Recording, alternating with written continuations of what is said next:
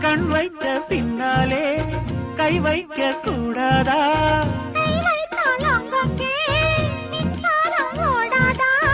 என்னென்ன ஆனால் என்ன அவள் கொண்ட போது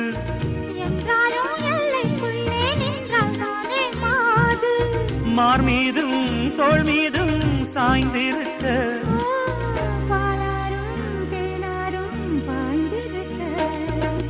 உன்னை வனத்து குயிலே நீ என்னை நினைத்து இசை பாடு.